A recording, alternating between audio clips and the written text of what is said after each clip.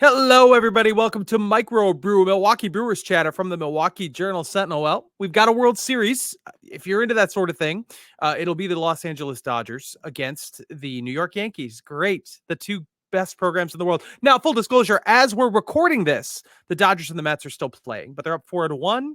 I just have a feeling it's going to end tonight. This could all blow up in my face. But even if it's not LA, it's another New York.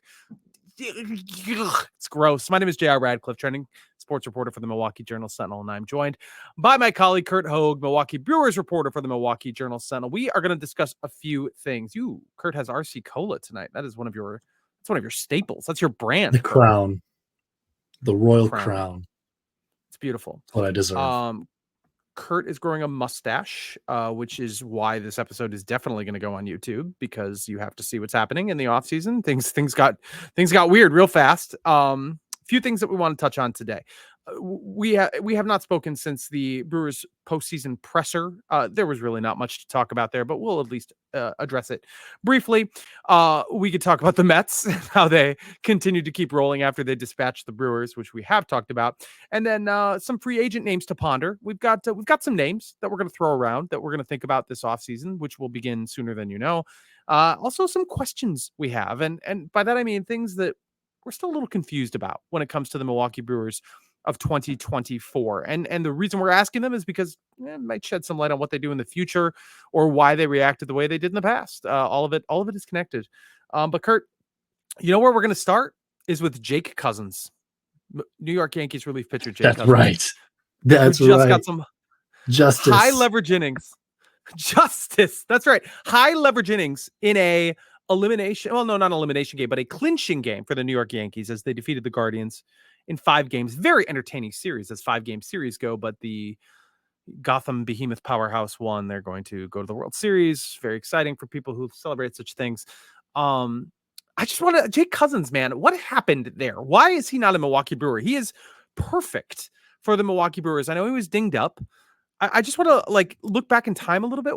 Why did they just let him go? He's, they're sticking to JB Bukowskis for 2 seasons before they actually get to see him. Well, I'm saying if JB Bukowskis is just let go, he's going to be in the exact same spot next October. Yeah. Someone's going to pick him up and JB Bukowskis is on that team, the former first round starting pitching prospect from North Carolina. He's on Cleveland. Yeah. Well, guess what? He's closing out the 9th inning of the ALDS, suckers. Yeah. Okay, so it felt like Jake Cousins was never healthy the last couple of years, right? It felt like there was just a lot of injury list stints. And then last year he walked a ton of guys. But still. Yeah. But still, when they I don't know if it was an outright or if it was a DFA or whatever it was, they gave him the boot from the 40-man around the trade deadline last year. He had options.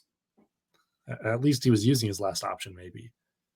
He might have still had another option left, actually. I would have to look it up. But he had options, and they kind of just punted him. So, whoops. That was probably one that went back. Look, last year when he did pitch, he struggled, but then he didn't really get a lot of runway to get it going. And, I mean, the stuff is as nasty now as it's ever been, so I think the injuries did diminish his effectiveness for sure. The Brewers just decided that they weren't going to keep the 40-man spot for him long term. And that's probably one that got away. There's been a couple that got away in this postseason. Jesse Winker. Yeah, you're right. I don't think anybody misses Jesse Winker at all. I think they're fine with how that worked out, even if the Mets were able to make a postseason run. You saw Jake Cousins obliterate Giankinsey Noel in a huge spot in Game 5. And, that was just an unbelievable at-bat for Cousins. There's a couple that I don't, you could play this game all day. Should the Brewers have kept this person? Look at they're having a successful postseason. Trent Grisham is going to the World Series with the Yankees. They were awful quick to move on after 2019. Was that the right move? Probably. Those pitchers, that was a deal that brought Eric Lauer, and he was pretty good for a year. David Fry is a big one with the Guardians. He had a tremendous postseason, of course, a walk-off homer. That was he was a player to be named later for JC Mejia, who did not work out. He was a disaster because he got suspended a couple times. He wasn't good when he wasn't suspended, but ultimately, like, David Fry wasn't going to get to the big leagues with the Milwaukee Brewers. He was buried on the depth chart in terms of minor league, organizational depth. Same thing for Anthony Banda, who's pitched for the Dodgers in this postseason. Like, was he ever going to get here? I mean, credit to those Anthony guys. Banda wasn't he traded for like Gerardo Parra? Yeah, I think he's in the Gerardo Parra deal a long time ago, right? Like forever ago. So credit to these guys. They made. It's actually kind of crazy that he's hung around there, and I know. Is now going to be the winning pitcher, maybe. Yeah, that's absolutely true. If things go, if in this moment we predicted the future correctly, as you're listening to this, then he might be. That would be nice for him. Good work by those guys to transform them into something. But Jake Cousins sticks out to me. That's one that maybe they should have talked about a little bit more. They did not seem to, even like Lucas Urseg, who pitched for the Royals as their closer this year and throws 100. They had definitely got away.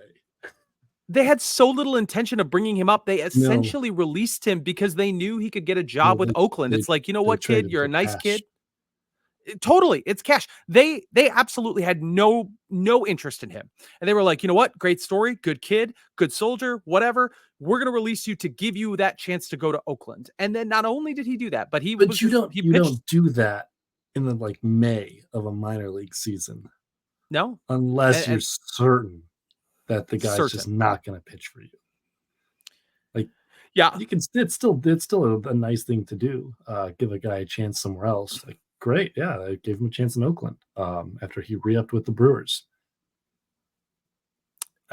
Absolutely right. I'm not sure ended up pitching in a couple. If he had an opt-out in his deal or something, but still, they had no intentions. And boy, oh boy, is he nasty. They missed out. He beat them a couple times while with Oakland. The Athletics won games that he pitched in. He did not give up runs, if I recall correctly. And then he was just pretty tremendous for the Royals this year, who obviously made it into the ALDS. So ultimately, it's just a good story. I trust the Brewers front office when it comes to fringe player development. Trades like that. They hit way more than they miss. Of course they do, but been thinking about it just a little bit. As this postseason has rolled on. Speaking of the postseason, the New York Mets, the fact that they made it into the NLCS to face the Dodgers gave them a little bit of a push.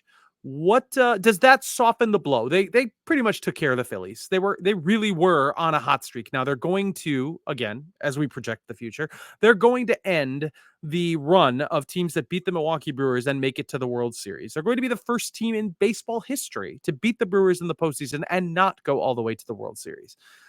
Does that what they've done though, beating the Phillies? What is it? Does it change anything? I mean, do you feel any differently about the postseason now that you've had 2 weeks to marinate it and watch this Mets team keep rolling? No, not at all. Not. I mean, the Brewers will say at every end of season press conference that just keep running into the hottest team, and there's probably some bad luck there. But I mean, like, maybe this year where you didn't run into the actual hottest team, maybe there's a streak there to be broken. Who's to say? Like, maybe the Mets needed to lose before the World Series in order for some power of the universe to be enacted. I don't know, man. I don't know what to make of it. Like, it is legitimately crazy how it keeps happening this way, and it's like just another punch to the face of Brewers fans that this is how it always works out. The team that beats you just keeps rolling on. But like, I don't think there's anything to playing the hottest team in October every year. And guess what? They could be the team that stops them from being the hottest team in October. I mean, there's always that. For the first time, we are going to get mostly, we've gotten in the NLCS level, the 3 of the 4 teams got buys. There was no craziness where only teams that, had to fight to get their way here are the ones who are in the last stages of the season. This was a pretty chalky postseason, with the Mets being really the lone example otherwise. So, as always, there's never one thing. It's always a small sample. You never really know how it's going to shake out. The Brewers could absolutely make a run to the World Series. It is notable. Once again, the big payroll teams are the ones competing for the big title at the end of the year. There are always exceptions to that, but sure doesn't feel like a team, even in the bottom. I think I even looked at this. If you want a team outside, say, the top 10 of Major League Baseball payroll to win a World Series, you go back. I think I went back to the turn of the century. You've got a Houston team that was 17th a few years back. And Houston, of course, then ramped up their payroll to the point that they are a top 10 team. That was also a bit of an outlier in that they had tanked and nailed all their, like, they were just a very unique juggernaut in that 100%. they had like the best arbitration / pre-arbitration group of baseball players assembled in the last 20 years. I mean, you've got the Royals, of course. They were 13th. It's not like they were paupers. They were 13th when they faced the Mets. The Mets actually had the lower payroll that year. They were 17th. So that's a pretty good outlier World Series.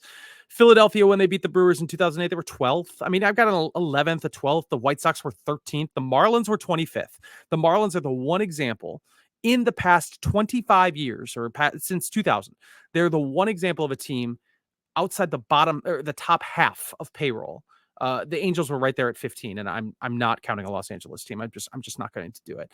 And then Houston. So those are the examples of teams outside the top half in the last 25 years that won the World Series. For the most part, outside of that 25th from the Marlins, the 17th from Houston, you've got to be a top 10 team or pretty close to it, or maybe LA, which was 15th. I mean, don't count them. That's a pretty good trend. It's not so much about. It's not obviously there's ebbs and flows to this, but that's a pretty good trend. You've got to be spending some money to win the World Series. To me, that's what that says. And yes, the stars could align. Weird things could happen. The Marlins could win in 2003. Rookie Miguel Cabrera could get white hot. Josh Beckett could become unhittable for a second. That stuff happens. But you got to spend. You got to spend to be in that top tier. And all indications are, Curt, and you've done some crunching on this, the Brewers are not going to spend this offseason. They're not going to. It's going to be like every other postseason. They do not even really have the capacity, maybe? Like, how did you look at it? I know you were kind of crunching some numbers. Yeah, so this will run on JS Online sometime early this week, maybe even Monday. Just an early payroll projection. Nothing super scientific or fancy, but taking the liberty of taking a couple guesses on arbitration eligible players and a couple of the, I guess, one team option that they have on Colin Ray. If they sort of go as expected, and this includes Savali on the roster, this includes Devin Williams on the roster. They might trade those guys. They might non-tender Savali. Don't think they will, but those guys could be gone, so they could shed that money. But for now, they are on the roster, and I think they will be tendered a contract, so I can't project them to not be a part of the payroll. But those guys there and Colin Ray's option picked up, the Brewers are going to sit at about $113.8 million, roughly, on the opening day payroll. Now, again, opening day payroll is not the only number that matters. The year-end number is probably, there's also the year-end payroll is probably what they care about more. There's also the collective bargaining tax, how that payroll is collected, like the number the league views differently for whether or not you're in the tax is different, includes the 40-man, et cetera, et cetera. That's not a lot of room, though. If you're saying their roster as constructed right now is $114 million for the 26 that will be theoretically breaking camp at this point. It'll change. Not a lot of room. I mean, there's wiggle room in there, like I said. Devin Williams could be traded. That will be probably about $8 million. I'm assuming they'll decline his team option and they'll do, there'll be the arbitration process again. Savali's projected for about another $8 million in his last year of ARB, which the Brewers, I think they'll probably pick it up and then trade him, but they could also just non-tender him and probably be okay. But, maybe they could flip him for a lottery ticket somewhere. That's $16 million you free up right there. Colin Ray's option is kind of the one other area really where they have wiggle room. Otherwise, there's some smaller avenues to save a couple pennies, like Piamps if they want to keep him. He'll be up $3 million. So yeah, if you expect them to be probably like no higher than the $120 million on opening day, which is a pretty standard bet for this organization. I think 2022 was the only year their opening day payroll was north of 130 or north of 125. That's probably where they'll be. And so a little wiggle room in there. They'll make some moves. They'll cut some money. The front office is going to know what they're working with. and that'll, maybe we'll be able to read between the lines a little bit on that. But yeah, not a ton of room. But then again, you look at, as I was putting together this whole thing, I'm looking at like, the rosters, they're in pretty good shape still. This roster is in a pretty dang good shape, just a glaring hole at some infield spot. Yeah. Yeah, I think considering the infield, Jake Bauers is, I think, one of the more interesting cases in terms of non-tendering. If we think he'll be back, and Colin Ray, you mentioned, is another. Aaron Savali too. If the Brewers are going to try to save money around those guys, and I think anybody could say, well, of course you're going to bring those guys back. They're still really affordable, and you get a fair amount for them, and then any team should be able to absorb that and then also go out and spend somebody else. But that's not how the Brewers have worked. And, again, I subtract whether or not you think the Brewers should spend. I think everybody probably thinks they should spend a little bit more if they're paying close enough attention, but will they spend is really the question. And they haven't, and they've subtracted payroll and gone up in wins the last 2 years. It's really hard to look at their model and say, you guys need to just add more money. That's the key. Obviously it's not as simple as that. Right. Sorry, go ahead. You can finish. No, go ahead. Absolutely not. Take it. And like the thing that like would get them into the big boy conversation financially is a significant amount of money that the Brewers. Yes. I don't mean to come across as a water carrier, but the Brewers cannot operate in that medium.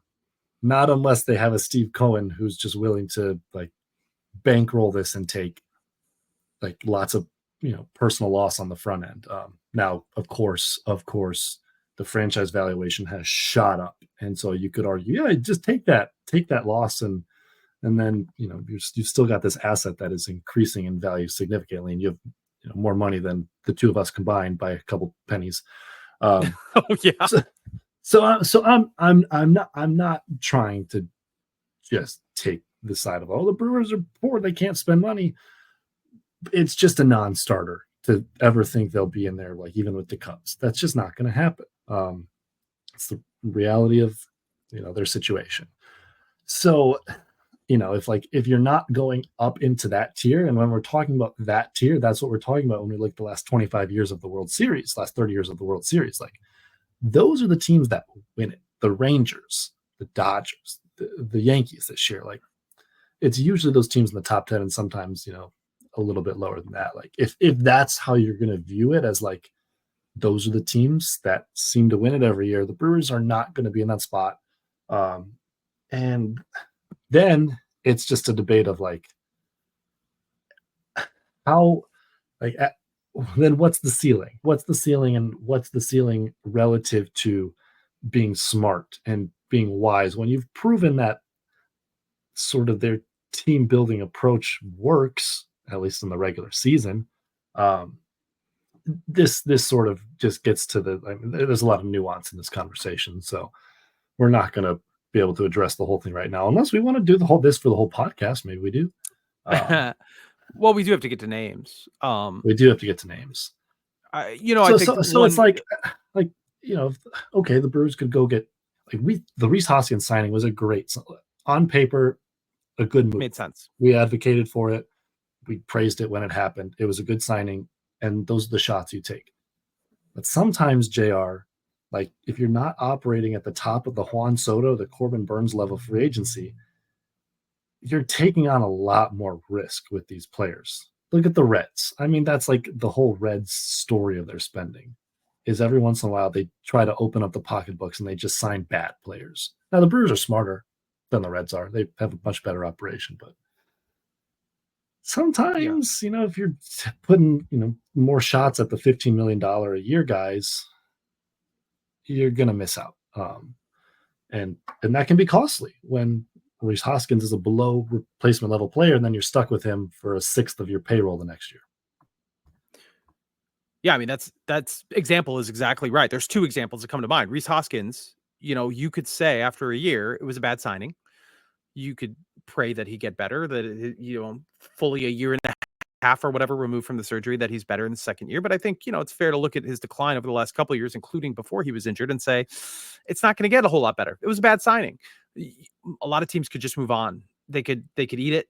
eat the money, get a real first baseman, and not have to deal with it. The Brewers absolutely cannot afford to do that. They just have to ride it out and hope it's good, because they just won't.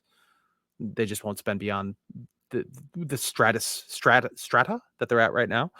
And like you said, they're not even going to bother with guys like the Juan Soto territory. They're not going to bother with that. They're also probably not going to bother with Willy Adames, which I would consider, and they've made that very clear through everything they've said. They're not going to. Somebody threw out a $200 million number on that contract. I mean, that's beyond anything they would even consider. And like that's obviously not the top of the free agency. And I don't think anyone would be saying, oh, they really should try to entice Juan Soto to come to Milwaukee. No one's saying that. But the fact that they can't even entice Willy Adames to stay in Milwaukee because they don't have the financial wherewithal to do it, that's really, really tough. And again, two minds about the whole thing. Signing Willy Adames is probably a bad idea. But the fact that they can't even get into the room, and maybe they're in the room, but it seems like they're not even interested in the room. That's where it gets frustrating, that they can't even, like basically if you're somebody who wants to see who the Brewers could sign in the offseason, take the first 20 names of free agency and throw them out the window and start looking at the bargains at like 21 through 35. And that feels like it feels like there's just only so much ceiling you can do with that. And they develop guys through their organization. They had a pretty good year on that front for sure, but there aren't going to be enough people in your minor league system. Even if you draft perfectly, you're not going to have 3 major league ready studs ready to filter up every year. You're going to have to supplement it. And the Brewers aren't going to do that. The Brewers are going to spend once every few years on a Yelich or a Hoskins and then ride it out from there. Sigh. Yeah. I mean, this gets to the crux of the modern existence of the Brewers and Brewers fans, right? This isn't just Milwaukee's problem. You're right. But it partially is. I mean, we've got this looming question of like, how does this keep happening? Like the natural on two fronts of your two fronts. How do they how are they this good? And then how do they flame out in the postseason? Like they are unique in this regard, I think. I mean, and look, it's not like some unlikely probability that a team makes the playoffs 6 out of 7 years and never makes the World Series. Like that has to have happened.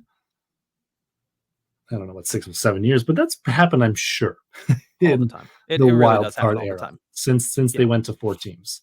The Braves probably did at some point. I'm sure the Yankees, Yankees are in there. Yeah, like it happens. I do think the way that it's happened has made it seem maybe like there's a little more something there than there probably actually is. But then again, like our natural curious brains are sitting here thinking, but like there has to be a thread here, right? And there's no way to really answer it, in my opinion, at least. Maybe you're staunch on the Brewers spent $30 million more a year, they would have broken through. Or maybe you think that, there's nothing more that they could do. They just been the most unlucky team in the last decade in baseball. Like, sure, you can have those theories, but I don't think you can prove anything either way. And that just sort of gets to this weird spot the Brewers are in of like, what the heck do you do? You just keep plugging along and hope it turns. Well, I don't know, because it doesn't feel like it's going to turn, but maybe it will. It gets existential in a hurry. It's like, why are you watching 162 games if you know this team will be good but never good enough? Are you just gonna go through it and live and die with these great outcomes and watch your team win 90 games and then they get to the playoffs and it all falls apart? But it's so frustrating to say you just have to surrender to the randomness of the thing. Like it could be so good next year, but obviously there's no way to predict that. I hear that too, and I get that from people. Like, what's the point? Like, the point of 162 games. Like, you're not new to this baseball thing. This sport, this team, this whole thing has a weird grip on all of us. Baseball does. Like, there's a reason. Right. There's a reason you cared last year about 162 games of this, and guess what? It's going to come around again next year. And while you may have some skepticism about the postseason, deep within, like even further within is going to be the fact that you just like to watch baseball for 6 months. And so, yeah, people you'll say, oh, what's the point of it? What's the point of caring? I don't know. Sometimes I think we answer that for ourselves, by Yeah, you're right. just like, yeah. And obviously there is value to that, no doubt. But yeah, we have now gone deep on the existential crisis of we have very deep. of one of the most successful franchises in the last decade. That's true. I think there is probably a little something. Playoffs. There's an added frustration that they had home field advantage in 2018 in the NLCS. Now that was a really good Dodgers team, of course. They had home field advantage in 2021 against the Braves. Now that's a team that went on to win the World Series. Pretty good. They had home field advantage in 2022 against Arizona. They got swept, and then Arizona went to the World Series. Once again, they had home field advantage against the New York Mets. They are in position to get advantage over big markets. It's part of the system. The system is weird that way, but because winning the division gets you that added extra, and they had a better record than the Mets and the Diamondbacks, of course, like you can have every advantage, and still it just doesn't work out. Yeah, I've lost the thread there, but while we're still on the thread, like I do think we saw some of the downsides of the Brewers business model this year. I think the number one reason, this might not be totally fair when you look at a 3-game sample, but I think the number one reason that this team was going to fall short was their starting pitching. JR Frankie Montas was at number 2 starting pitcher. Like, sure, they could have gone bullpen games for a month, but have you seen how these fatigued bullpens have done? Like, the Dodgers are able to pull off some bullpen games, but like they're also getting some quality work from their starters. And you're right. It's like they were left too short in the starting rotation. They did not have the resources to throw at that problem. And then when the market suddenly shriveled up in July, partially because of the way that this playoff system is running and a variety of other factors as well, but like when that happened, there was nowhere to turn to and address it. Like signing Brandon Woodruff, smart, get him at that's the shot you have to take to get a guy who could be really, really good next year. And then it's kind of, you can piece together a pretty good pitching staff, but even this year's pitching staff was what, 25th and 5th. This starting rotation, they were definitely short there, and I think that can directly be traced to the business model of, okay, well, we got to move on from these starters, and then you don't really have anywhere to backfill it from, because you don't operate on the starting pitching market in free agency. You don't get Jose Quintana, you don't get Luis Severino. Like, those are, you don't think David Stearns would have signed those guys to Milwaukee, like those kind of guys in Milwaukee when he was here if he had the money? Clearly he would have, because he did it the moment he got to New York. Like, as soon as free agency started, boom, Severino, boom, Quintana. No, that's a really good point. That's a very good point. And there was a little, no area of the team was more hurt than the starting rotation. Obviously, they lose Wade Miley. They lost Robert Gasser. I think both of those guys would have been key contributors down the stretch if they had their druthers. Both of them were risks in a small amount, and the risk didn't pay off. Aaron Ashby wasn't able to come back and be a starting pitcher for this team. Joe Ross got hurt. Jacob Junis got hit by a fly ball and never developed as a starting pitcher. They had a lot of things go wrong in that territory. And you're right. That's not an easy thing to fix. But you said something very interesting is I think I was constantly advocating to just say, look, build your bullpen to the best it can be. This is going to be the strength of your postseason, is let the starters do the least amount possible and let your bullpen cook. And okay, in theory, that sounds good. But like you said, we are seeing this postseason.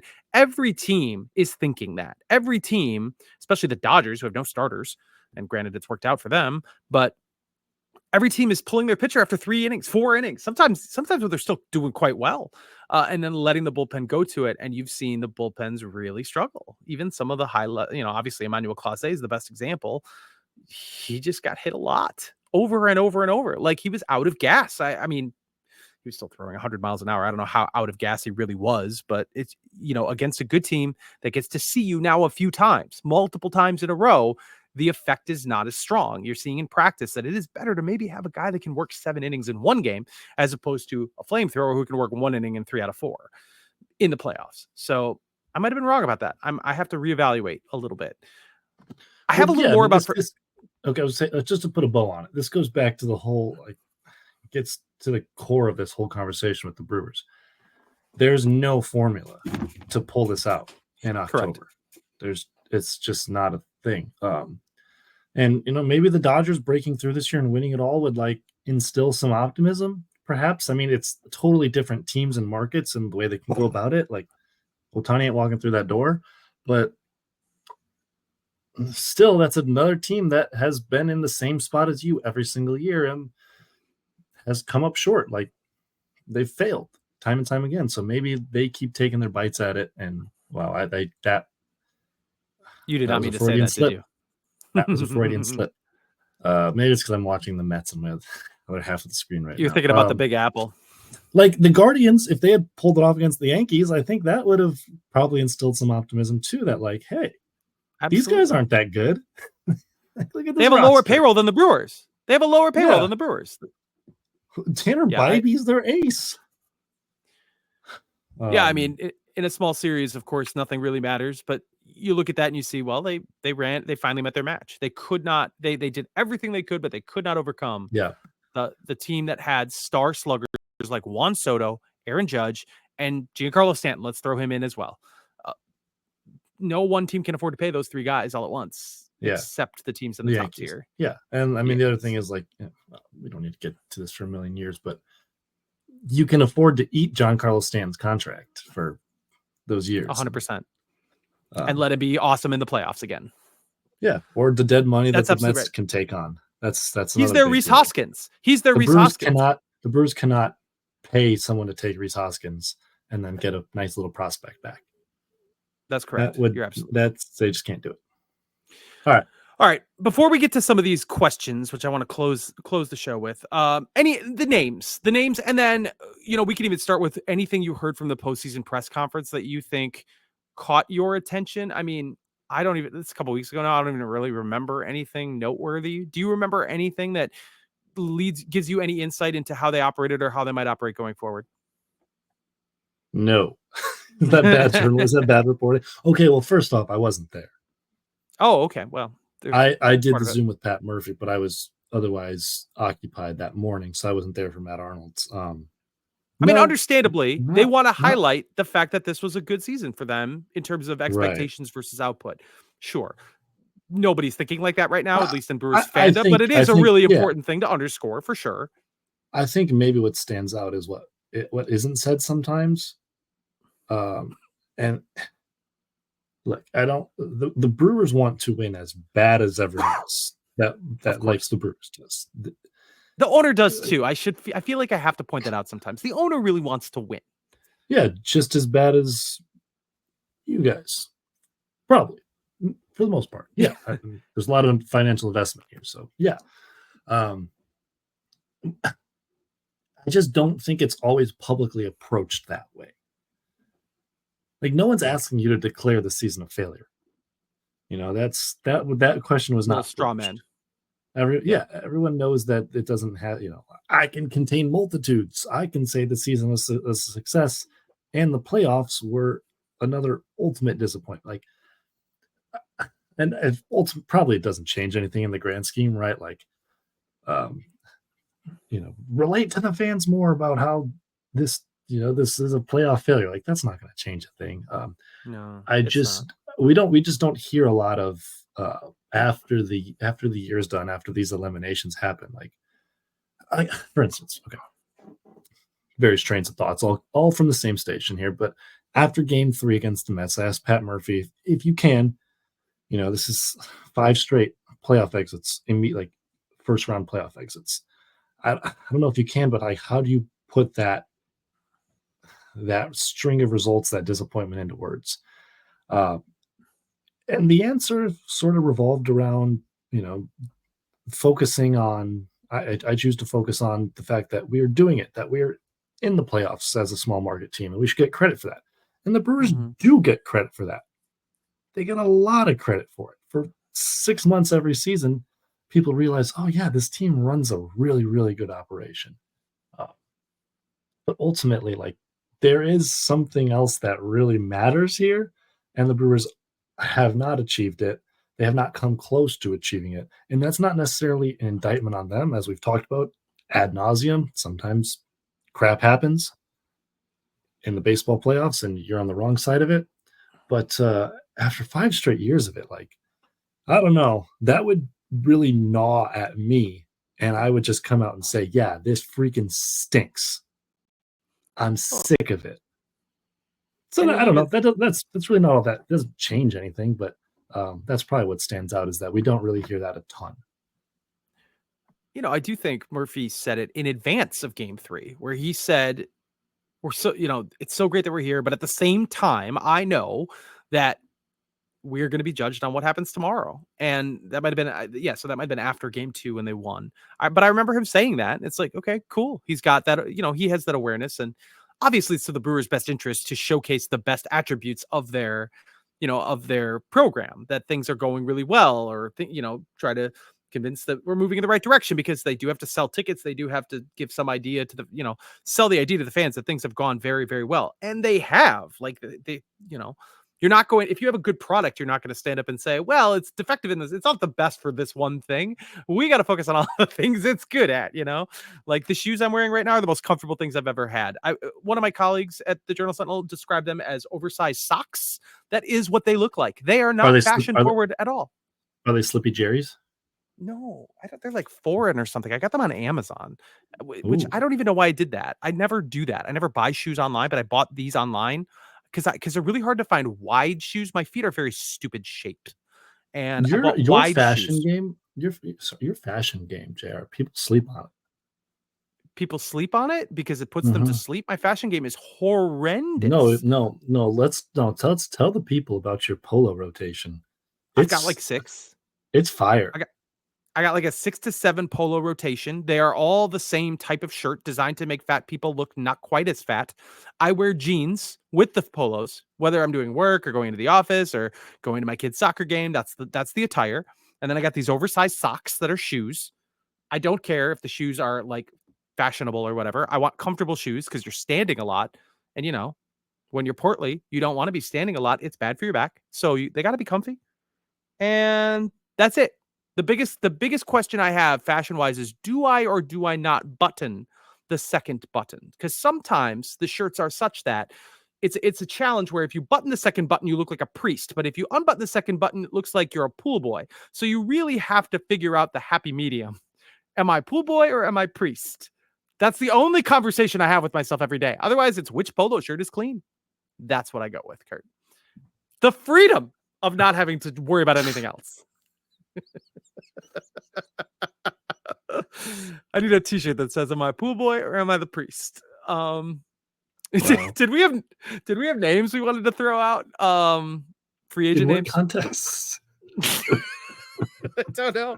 People that the Brewers are going to sign. Oh gosh. Oh, they're showing the Pete Alonso home run on my TV right now. They're flashing back. Don't do that. Fox Sports 1, please. Alonso's got some big hits in this postseason. Well, okay. He'd be nice to have at first base. He's a free agent. You were sitting right next to me. What was your, like, take me through, if you remember, take me through your thought process as that ball was, like, the swing to it landing.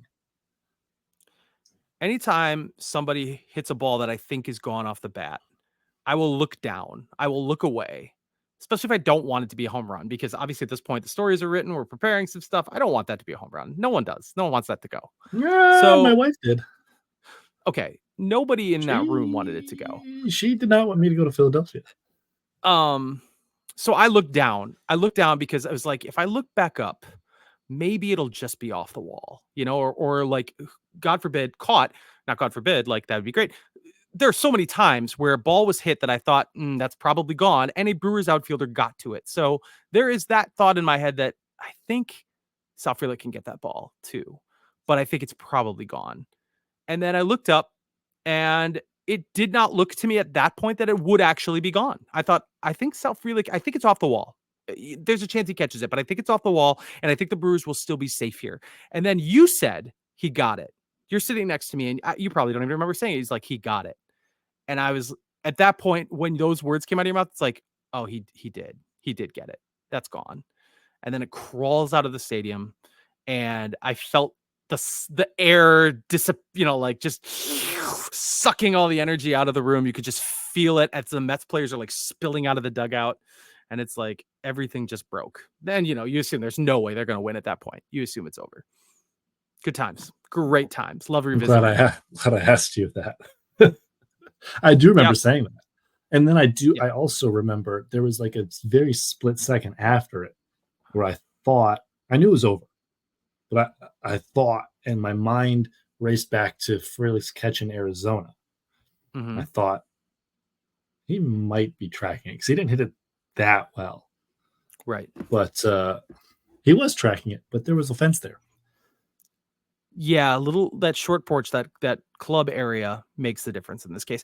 Can you imagine, Curt, if Frelick had come down with that, stolen it, in addition to hitting the home run that he hit? I mean, oh yeah, I mean, he would be. It would have been an absolute legendary night. That probably was followed by the Brewers giving up a walk-off grand slam in Game 1 in Philadelphia. I mean, watching this series play out, I truly don't think they can hang with any of these teams like Philadelphia, the Mets. They can hang with, maybe Phillies and Dodgers. I just don't see it. Probably not. They can never hang with a team they play in the first round, but like.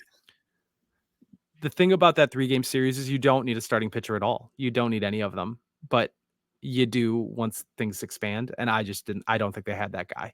I don't think Freddie Peralta can throw 5 innings, but I don't think they had that guy. I think they wind up. We were deprived of Aaron Savali Game 1. I would have loved to have seen it. Yeah, I mean, Aaron was awesome in the brief relief appearance he got in this series. He was great. Yeah, he was very reliable down the stretch. It was taken away from us. A real-time moment, because people love about podcasts is when you describe what's happening right now, because that's distant past to them. Jesse Winker is up with the bases loaded in a 3-run game, 2 outs in the 6th inning. So first of all, it's not guaranteed that the Dodgers win this game, and Jesse Winker could make a huge difference here while we're talking. Jesse Winker story while he's up. Yeah, I think I'm behind you on my feed, but anyway, he flew out. It's over. Oh, okay. He did fly out. After Game 1, or maybe it's even before Game 1, I was standing by the batting cage, and that's where taking batting practice, and Winker walked off the field. I shook out my hand, and I said, welcome back to Milwaukee. And he said, thanks. And little did I know, he hates it here. So apparently he took offense to it. And you think you're the reason that he said, I've always hated Milwaukee? Well, I thought I was being kind. It was after Game 1 to him, because I was like, okay, well, someone's got to give the fellow a nice welcome back here. No, he was not interested in staying and talking to me. I was prepared for a brief chat. Tyrone Taylor and I had a nice little chat. No, that did not happen. Jesse Winker. What a villain. What a villain for Milwaukee Brewers fans. He tried really hard off the bat in Milwaukee, or in Maryvale, I guess, even. Yeah. To make a good impression. It wasn't who he is. It's not who he is. Like this is the fiery guy is who he is. He has embraced the dark side. Yeah. Let's talk about a couple names real quick. We've said Alex Bregman. That's not their price range. It's not going to happen. Obviously, a third baseman is the logical thing for them to go get in free agency, because I think you could agree with me. Brock Wilken is not ready. He just didn't have a good enough year that you could say he's going to be a contributor in 2025.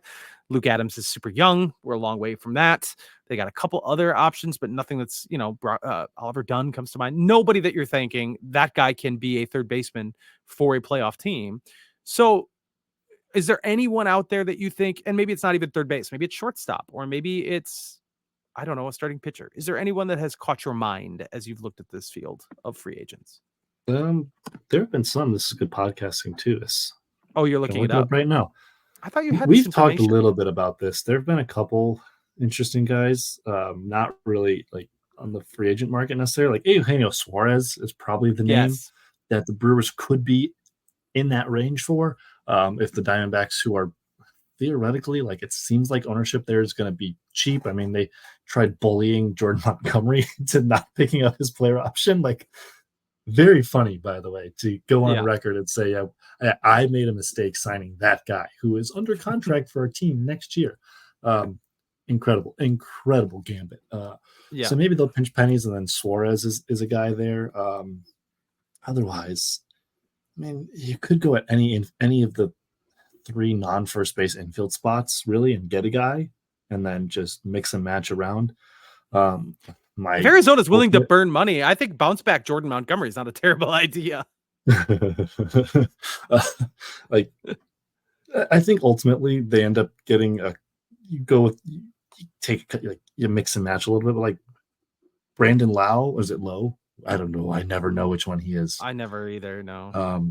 Like he's got a club option, but I know what that means on that team. They're going to pick it up and trade him.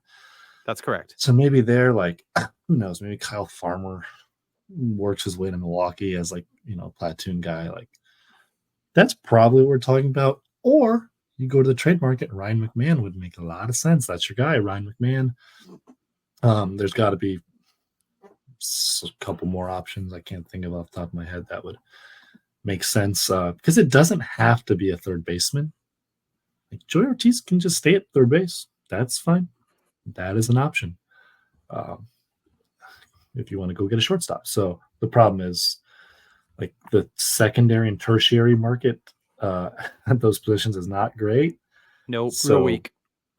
So, but maybe that means the Brewers like go out and compete on the market for a guy like Suarez if he's available. I don't know. I'll probably I'll do a deeper dive into it in the next couple of weeks. It has not been at the top of my priority list right now. Plus, like I always do this story at the end of every season. And we have no idea. Last year, my guy was Isaiah Kiner-Falefa. I thought the Brewers were going to sign Isaiah Kiner-Falefa. And then he got a bigger deal than I thought he was going to get. But like, we definitely said Rhys Hoskins' name, and we did say were rewarded. Whoops. Ryan McMahon were we rewarded? And then we look like idiots for saying they should give $32 million to a below replacement level first baseman, but you lose some. You definitely do. We lose some. Ryan McMahon, 6 years, $70 million contract that he is signed to. Things really start to kick in starting. Things did kick in starting this past season. He'll make $12 million next year, 16 after that, 16 after that. If the Brewers are going to acquire him via trade, which I do think the Rockies would be totally willing to do, it's basically a free agent signing because you're committing a ton of money. The whole point of the Rockies trading him will be to get out from under the deal that they gave him. So it is essentially a financial commitment. I don't think it would cost you a whole heck of a lot. I could be wrong about that. It's certainly not going to cost nothing in player capital, but it's a free agent deal. I don't think they're going to do it, but that would be a good one. I think that's a good name. A name to watch. The trade, you've said before, trades are kind of where it's at. But again, I ask you this question: who do they send? Because I think Garrett Mitchell has kind of always been our unofficial answer to that question. Garrett Mitchell's an interesting player in that he had a great year, I think, when he was healthy and could really be truly this team's like center fielder going forward, but you can't count on him being healthy. And he's probably the most attractive option. Know. I've flipped on Garrett Mitchell. I think you keep him. I don't know if sometimes you get a guy who hits a certain threshold and you cannot afford to move away from that. It is the health that is still the question, of course. And maybe I've got 3.5 months of recent health as bias that's impacting my judgment here. But like, man, that's real upside. And he taps into it at a pretty consistent level, and like there's a lot of ways there for him to be a really good player. And he's a weird one because it gives you a depth of options in the outfield, but it does. It's weird. It's weird because I think his minor league performance tells you that it's not nearly this good, but then all he does is perform at the big league level. It's almost like he just has another gear legitimately at the big league level. But then if not him, who are they trading? Is it prospects? Like who are they dealing to get major league talent? Would it be Sal Frelick? I don't know. What are you gonna? I don't know. I couldn't tell you. Would it be William Contreras? No, I don't think so either. no. If you trade William Contreras before, well, unless there's a dip in production, if you trade him before his time in Milwaukee is done, this is the old Tom line with Tom Hodgecourt line with Hader. That's the day you're not serious. That's the day you're not serious about winning anymore. Oh, I see. Yeah, you don't trade William Contreras before someone else is throwing $300 million at him. And maybe Carroll turns out to be incredible, maybe, but as things stand, when you get players like that on those sorts of team-friendly, cost-controlled deals at that position, like that's what is keeping the Brewers where they are. How do they do this? Well, they had Willie Adames, him, and Jackson Churio on these deals. Yeah. Would they trade Jacob Mizorowski? Because he's in a weird juncture where he's big league ready, but he's not. Yeah, he's a reliever, or you could do a little more work and try to make him be a starter. Like I don't know. Sure. Yeah. I that would certainly be on the table. I would think. Again, all depends on the value you're getting back for him, and this has to match up with a certain team. And I mean, like the Brewers aren't going to trade him away if another team is valuing him as a reliever. No, but right. If there's a team out there that you see the upside and you want that in your rotation, that could very much be on the table because there is downside there, no doubt. For sure. And their bullpen is in good shape. Throw Craig Yoho in next year. Like they've got dudes, affordable dudes, and they are so good about finding relievers. Like I would not. I think I'm looking at the wrong list here. I should be looking at minor league free agents. Oh, that would be a story that would bang. Yeah. Make Jackson. We will talk more about the minor leagues, I think, in a couple weeks. We've got a little bit of a mini schedule going here, and I do want to close it out with this thing that we promised at the beginning, and that's ask some questions that we have, some things that we don't quite fully understand about this Milwaukee Brewers team. And I'm going to give you let me find my list here, and I'll give you a quick example. We talked about the importance of starting pitching has kind of borne itself out through this particular postseason, but I think one of the curiosities we still have is why this team traded for Frankie Montas, a guy who I think performed better than we thought he would, at least in the regular season, but ultimately was kind of the guy that you would have that they traded for. Why they would get sort of an underwhelming starter when they kind of had one with Jacob Junis, and then ultimately try to put him in a position where he's going to pitch for you in the postseason as basically your game 2 guy.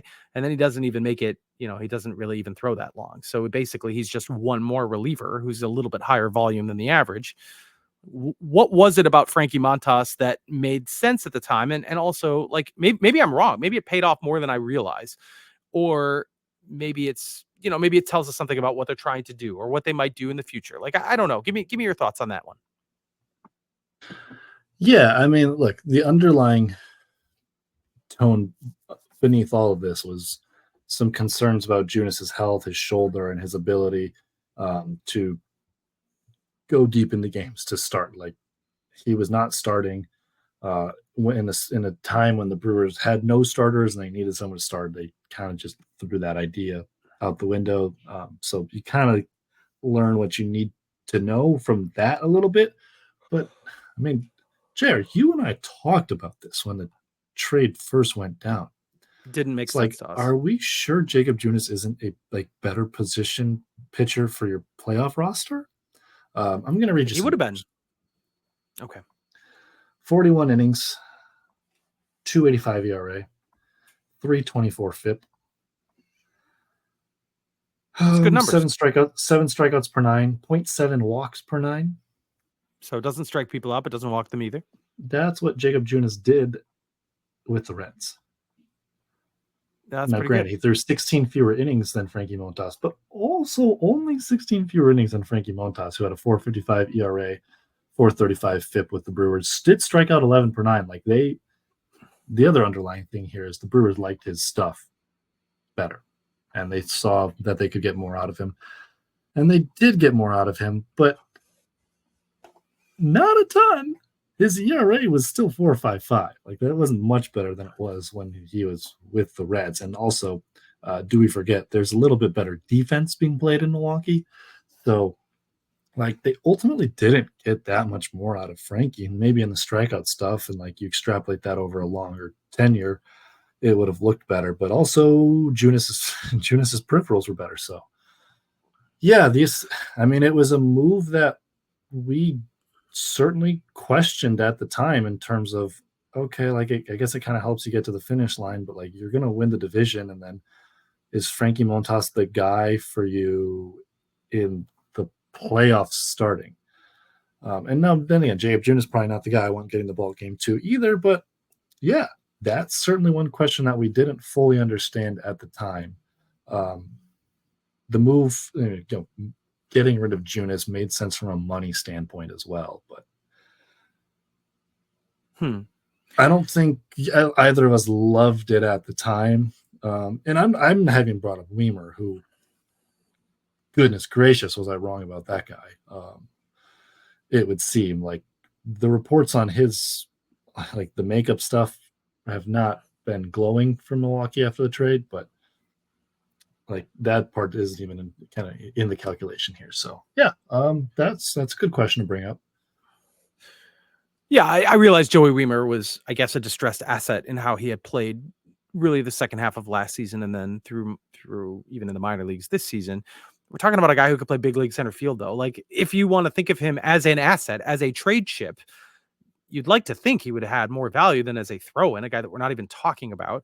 And I don't necessarily think that he did. It is a disappointing ending for him, any way you slice it. And yeah, like I mean, the Montas story is a little bit of a journey because they traded him and he was effective right out of the gate. He was good. And really his numbers were hurt by some pretty bad starts toward the end. One in particular against Arizona. I believe that's the game that the Brewers were down 8-0 and rallied back to win. So that skews it. You could say skews it, or it's just like regression or whatever. Like that's just who he is. Those numbers are consistent with what he was in Cincinnati, what he has been in recent years. There was probably no indication that they would sign him for longer than, or, like try to bring him back in 2025. So it doesn't really match up. I mean, I think they probably felt like they couldn't overtax their bullpen. They needed a starter. And I said this at the time, or at least I think I did. He probably had at least a little bit more ceiling to be truly special in the postseason randomly than Jacob Junis did. But not if you go into it thinking, we're only going to work him 3 innings. Like that's not going to happen. Anybody can do that. So I don't know. That's just that's one that I think the Brewers might want back. I don't know. Should I pick a question? Tell me. Something that we don't fully understand. We still don't know. I know what it's going to be. I know what you're going to say. What is it? It's about Brian Hudson. No, it's not. That is one, Dang though. We're going to talk about him. I do. Okay, because I understand that one a little more than the one I'm about to bring up. The bunting. Okay. Oh God. From the get-go, that is also a journey. One of my favorite quotes from spring is not a quantum leap Bryce Terang, was Pat Murphy saying, "I don't know why people associate me with bunting." And throughout the year, I do think it picked up, though. I mean, the words continuing to come from Murphy, like, followed a similar train of thought. Like, I don't love bunting. And yet they bunted so much, and it was their young players that were doing all the bunting. They bunted so much that Eric Haas was bunting. They bunted so much that Jake Bauers was bunting. Like, clearly, either all this was independent actors just deciding, stumbling upon bunting at a specific point in their career that all coincided with one another in a cosmic cataclysm of squaring around and laying down 30-mile-an-hour bunts. Or it was coming from somewhere. And I still don't exactly understand why there was so much bunting. I feel like this team is too good at what we call the small ball aspects to be just universally all deciding at the same time we got to start bunting. They're too good at understanding how to take bases, both stolen and just in the course of a play, a ball in play. They're all pretty skilled at this stuff. I just think I do think it's a team-wide decision, a managerial decision, if you will. Although I don't even know if that's true. It's not just Pat Murphy; it's a lot of people, and I feel like I just didn't understand the person. Like having Joey Ortiz bunt a couple times in really big spots just didn't make sense to me. He's a good contact hitter. I realized he wasn't a stud in the second half of the season. He wasn't, but it felt like to me, and tell me if you think this is incorrect. It felt like to me things got just more tense as the year went on, and they weren't playing every day the way that they had been in the first half. And it started to feel like they had to get that one run, as opposed to just letting guys swing away and seeing if you could string a few together, which they were doing in the first half of the season. That's one of the reasons this season was so good, is that this 2-out hitting, the streaky hitting, where they would just like all hit collectively, and they would win a whole bunch of games in a row, especially early on, where they were just hitting the lights out of it. And as guys started to slump, William Contreras got hurt, Joey Ortiz wasn't as good, Bryce Terang wasn't as good. I think you saw that sort of like, we need to generate runs in different ways, and so we're going to throw more bunting. Yeah, like Garrett Mitchell scoring to bunt. Like you don't need to do that, buddy. You can actually. You don't have any power threats. You have like 3. Let your power threats swing the bat. One of my favorite things about just watching Jackson Chourio play baseball as an observer over the course of the years, you realize like, this guy goes to the plate thinking he's going to hit the ball very hard every single time. And I don't think there was that confidence all the time from the other young players, for sure. Like there's a reason Chourio just like never bunted. He just wasn't interested. He was uninterested in bunting. He showed it a few times, and he bunted a lot in spring actually. And he's okay at it. He's a good bunter, and I'm okay with showing it, because showing it might move the defense around a little bit, and also bunting for hit. This is a caveat you always have to make. If you think you can bunt for a hit, do it. Like that's fine. That's not what we're talking about. Though we're talking about sacrificing opportunities here to simply move a runner over. They did it too much. Yeah, I thought. What you got? What else you got? Why is Brian Hudson not on the postseason roster? I get that the Mets didn't have a lot of lefties. They didn't. They had Brandon Nimmo and kind of Francisco Lindor. Right. They didn't put their guy with a 1.72 ERA and just tremendous peripheral numbers. I know he wasn't the same guy he was in the first 35 innings of the season, but like that guy was one of their best pitchers and he wasn't in there. It did not burn them. I think their bullpen for the most part did fine. It did not burn them. Yeah, unless you're going to bring him instead of Ashby, but I don't think that was the spot for Ashby in game 1. Sure. I love how Pat Murphy managed the postseason. I actually think he did a really great job. I don't understand why they would just not put one of their best relievers on the roster. That doesn't make sense to me. If for no other reason, it's weird messaging. Like Nick Mears was great. Nick Mears absolutely did his job. No question asked. I don't understand why he ranked ahead of Hudson on the pecking order. We could talk about lefty versus righty, but like there's a 3-batter minimum. You're always going to be facing righties or lefties. We saw why they needed Hudson in game 3. It's 7th inning, and Murphy kind of even like alluded to this a little bit. I don't know if it was after the game or might have been in his postseason presser, but like they considered sending Tobias Myers out for the 6th just because they were short on right-handed like guys. Someone just like it effectively was like, okay, if we send Myers out for the 5th, maybe he gets us one more. And then or we send him out for the 6th, maybe he gets us one more, and then we can go to McGill. We don't have to use and then they have Freddie available. So like these were the lengths they were going to. They put Freddie Peralta in the game. Like they didn't love using Nick Mears, but they kind of had to. Because they had some righties up in that spot in the 7th. They needed someone to get the outs. Well, and Savali too. Savali, who again did a great job, but that's I guess it could have been Savali. Yeah, sure. But Savali gives you something different that other pitchers on the team don't. That's a little more length, right? DL Hall too, though. You've got DL Hall for the length. Look, I think Brian Hudson should have been on it. I think it's the right thing to do. I still think he had an ability to get guys out. Like it felt like a little bit of overthinking and overanalyzing it, which, maybe they were right, maybe not. We'll never know. Didn't ultimately matter. He wasn't going to pitch much in that specific series. I would have loved to see if they go play the Phillies. He's probably on the roster.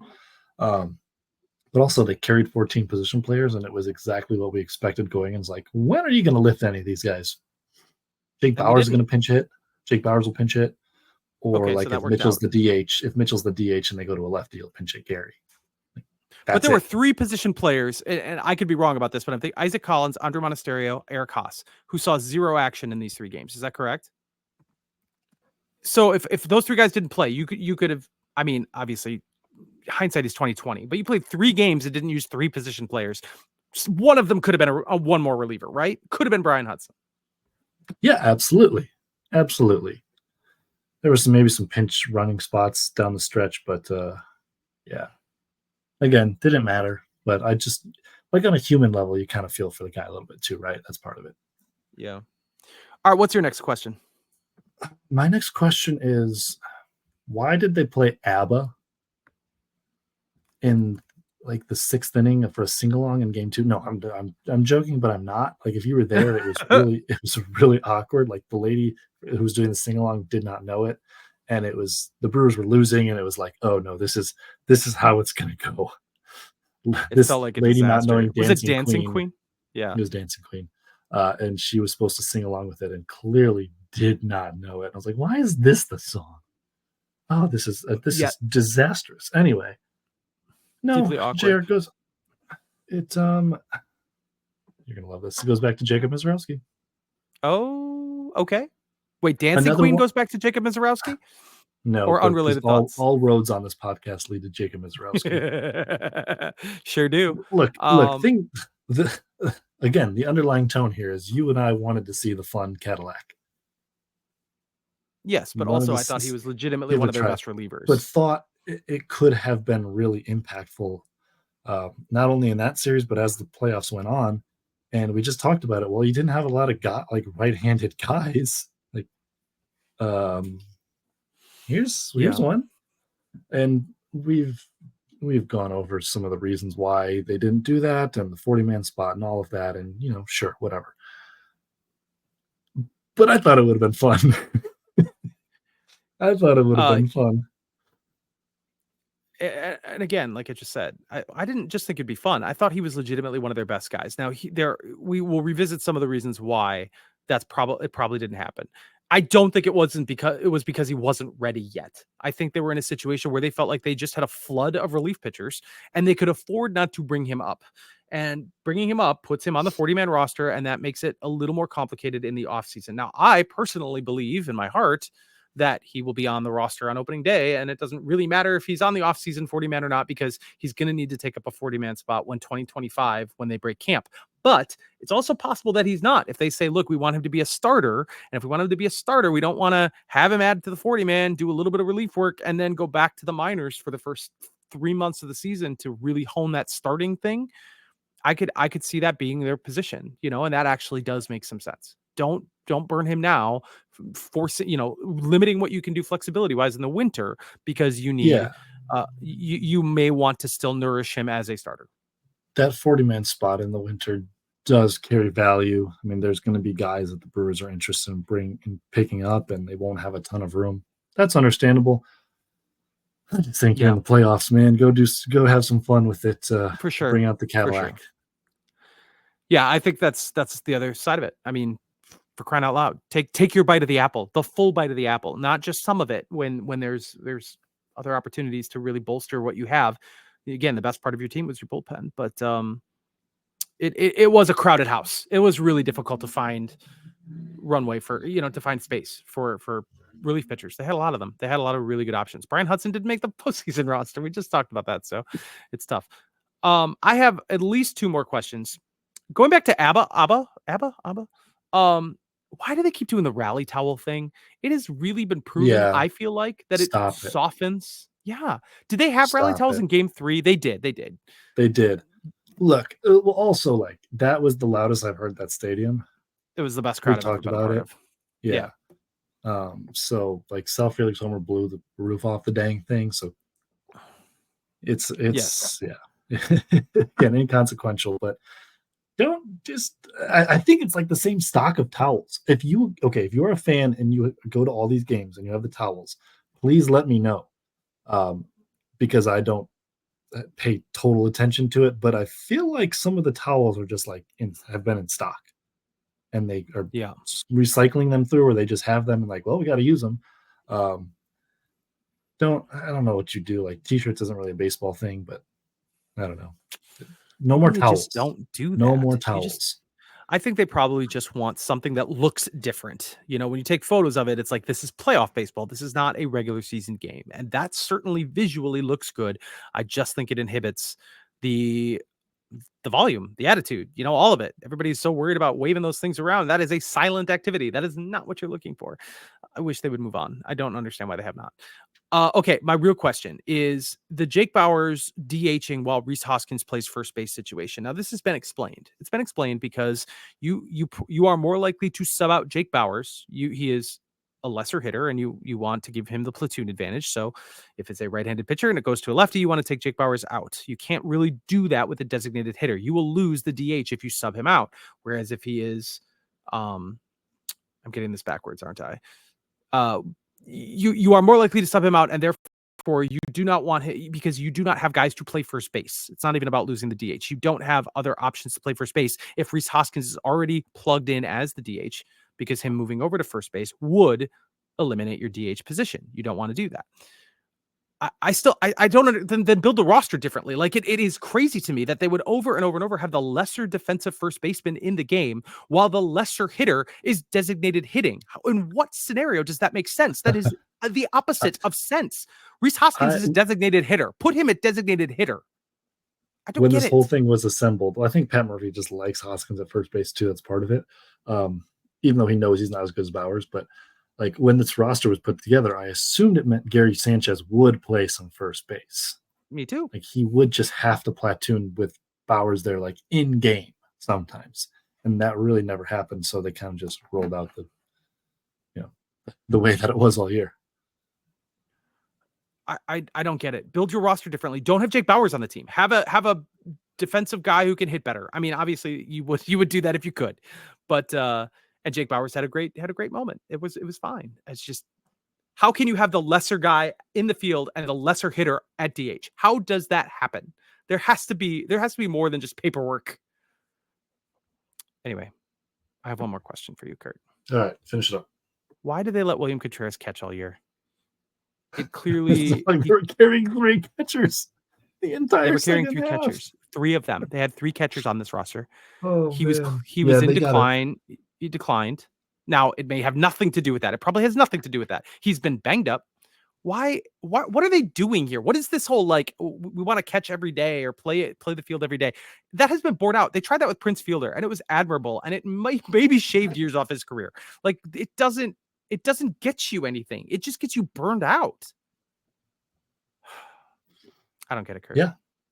I mean, like, we saw the effects of it relatively early. Like, oh yeah, these guys just need a couple of off days, and they did give some more off days. But yeah, probably played a little too much. Probably learned from that one too. Yeah, I would love to see it different. Okay, that's enough. We have investigated a little bit. We're just brought them up because we don't have answers for all of it. Again, we've got some stuff to go next week. I think we're gonna, if we are able, we're going to look at some of the successes and disappointments from this season, revisit our preseason predictions, do a little World Series check-in. After that, we've got minor league stuff to sort through, so we do have a couple episodes still to come. But that's it for this episode of Microbrew. Curt, any last thoughts before you go away? No. Go away is a good word. I need to go away. All right. Sounds good. You've been listening to Microbrew. Again, my name is JR Radcliffe. Find everything Curt Hogg has at the Journal Sentinel website, jsonline.com. Plenty of Brewers off-season stuff to sort through this year. Thank you for listening. We'll talk to you again very soon. Bye-bye, everybody.